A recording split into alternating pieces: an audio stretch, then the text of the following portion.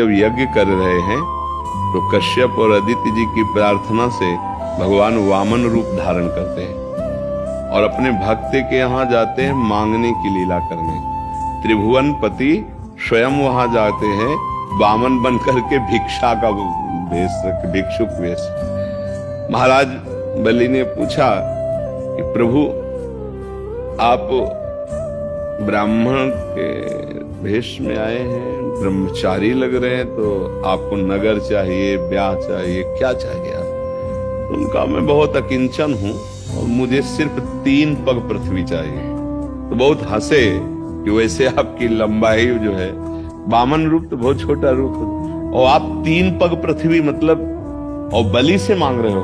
महाराज आप कहिए तो एक नगर का नगर दे दूं, वो ना हम संतोषी हैं, हमें बस 3 पग चाहिए।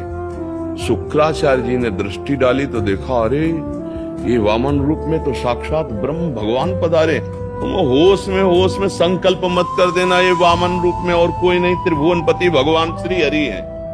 तब का गुरुदेव अब आपकी बात मानने वाले नहीं। अगर हरीश रूप में मांगने आए हैं तब तो निहाल कर दिया, वो जबरदस्ती भी ले सकते थे। जब मांगने आए तब तो अवश्य देंगे हम।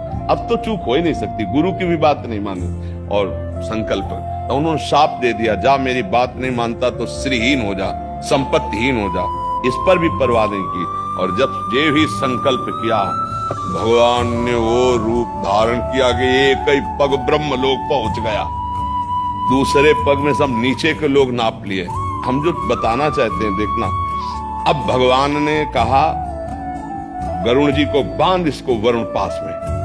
तो वरुण पास में बांध, जो प्रतिपल मृत्यु का भयानक कष्ट देता है। और कहा बड़ा दानी बनता था, कह रहा था 3 पग पृथ्वी दे दूंगा, अब बोल तीसरा पग कहां रखूं? तो बलि जी ने बड़ी प्रवीणता से, बड़ी गंभीरता से, देखो कितनी बड़ी प्रतिकूलता है। सर्वस्व दे दिया, गुरु की भी नहीं मानी, सर्वस्व दे दिया भगवान को। अब गुस्सा आ जानी चाहिए कि उल्टा बात मत करो, लेकिन उनका प्रभु अभी तो मैंने प्रणाम भी नहीं किया आपको, मेरे हाथ बंधे हुए हैं इसलिए प्रणाम नहीं कर पा रहा हूं, आप मेरा प्रणाम स्वीकार करें। और तीसरा पग, अभी 2 पग में तो आपने संपत्ति नापा है, तीसरे पग में संपत्तिवान को नापिए। अभी मैं हूं, उसी आओ वामन रूप में और अपना चरण मेरे मस्तक पर रखो। जानते हो भगवान बिक गए। आज भी वामन रूप से बलि के दरवाजे में, रसातल में भगवान खड़े हैं।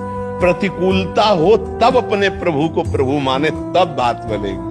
प्रतिकूलता हो मुस्कुरा कर उत्तर दो, कोई बात नहीं, कोई बात। वो प्रभाव पड़ेगा कि एक दिन उनको झुकना पड़ेगा, एक दिन वो आपके अनुकूल ही अनुकूल बने रहेंगे। लेकिन अनुकूलता में केवल मेरे प्रति भगवत भाव, इष्ट के प्रति भगवत भाव या पति के प्रति भगवत भाव, और फिर इसके बाद प्रतिकूलता में फिर नहीं माना जाएगा, वो भक्ति नहीं मानी जाएगी, वो अनुकूलता को भोग माना जाएगा। समझ पा रहे हैं?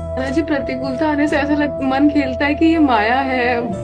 राधा वल्लभ जी चले जाते हैं, माया आ जाती है कि नहीं तो या तो सब माया ही मानो या फिर राधा वल्लभ वाला दोनों, अगर तो दुविधा में दोनों गए माया मिले न राम। तो इसलिए एक मानो, राधा वल्लभ लाल की ही माया है सब। तो राधा वल्लभ लाल को मानो पहले, अंदर वो बैठे हुए।